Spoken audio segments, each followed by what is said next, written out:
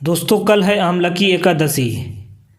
इस वीडियो में जानिए भगवान विष्णु की पूजा का विधि और उपवास के नियम।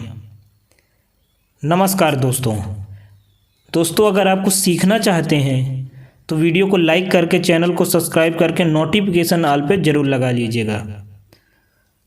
दोस्तों, साल की 24 एकादशियों को सभी तिथियों में सर्वश्रेष्ठ कहा गया है। इन्हीं में से आमलकी एकादशी फागुन माह के शुक्ल पक्ष की एकादशी को कहा जाता है। इसे आंवला एकादशी और रंग भरी एकादशी भी कहा जाता है। इस बार आमलकी एकादशी 3 मार्च को पड़ रही है और भगवान विष्णु के लिए इसी दिन व्रत आदि किया जाएगा।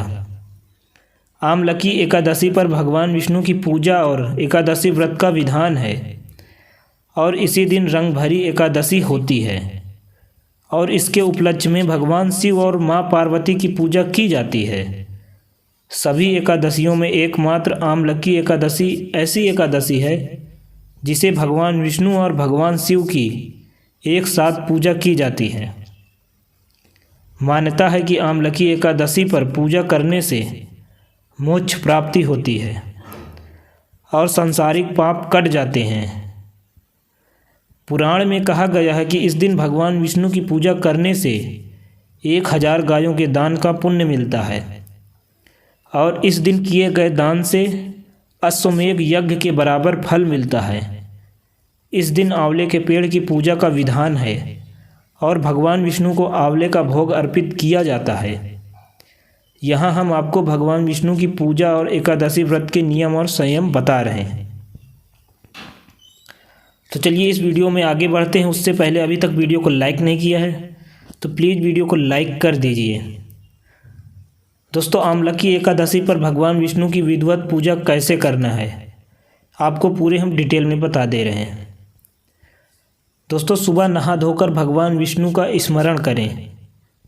इसके बाद पूजा घर के सामने एक पीले रंग का लकड़ी का पाटा रखें और उस पर लाल या पीला वस्त्र बिछाएं। अब इस पाटे पर भगवान विष्णु की मूर्ति या तस्वीर को विराजित करें। साथ में कलश स्थापना करें और हाथ में गंगा जल और अक्षत लेकर भगवान विष्णु की पूजा का संकल्प लीजिए। अब भगवान विष्णु को चंदन का तिलक करें, फिर रोली और हल्दी से भी तिलक करें और अक्षत अर्पित करें। अब भगवान विष्णु को पीले फूलों की माला पहनाएं। अब तुलसी दल भगवान को अर्पित करें। इसके बाद आंवला फल के साथ साथ फल, फूल, मिठाई, घर में बने पकवान आदि भगवान को भोग लगाएं।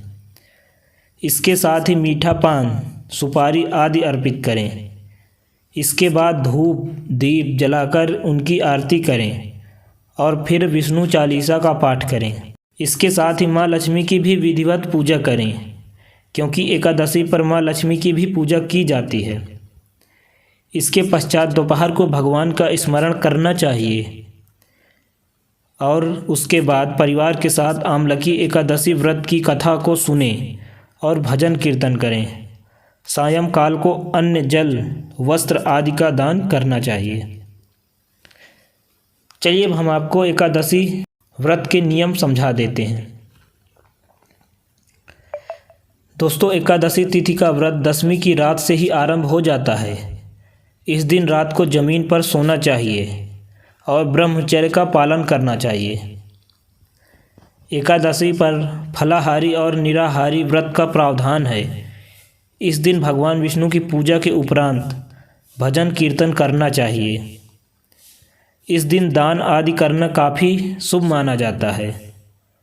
एकादशी के व्रत में चावल, सेम की सब्जी, बैंगन, मूली, लहसुन, प्याज आदि का सेवन निषेध माना जाता है।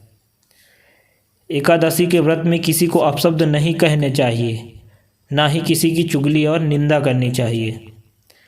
इस दिन में दोपहर में सोने की बजाय प्रभु का स्मरण करना चाहिए। इस दिन ब्रह्मचर्य और संयम का पालन करना चाहिए। इस दिन फलाहारी व्रत कर रहे हैं तो एक ही बार भोजन करें। इस दिन रात को ज़मीन पर बिस्तर लगाना चाहिए और रात में सोने की बजाय भगवान के लिए जागरण करने की सलाह दी जाती है। इस दिन किसी से मांगकर भोजन नहीं करना चाहिए। इस दिन तुलसी के पत्ते भूलकर भी नहीं तोड़ने चाहिए, बल्कि अधिक फल के लिए इसका पेड़ लगाना चाहिए। इस दिन तुलसी की सेवा करने से शुभ फल मिलते हैं। इस दिन किसी पेड़ या पौधे या फूल को नहीं तोड़ना चाहिए। आंवला की एकादशी पर आंवले का पेड़ लगाना बहुत ही शुभ माना जाता है। आंवला की एकादशी पर आंवले का प्रसाद वितरित करना चाहिए।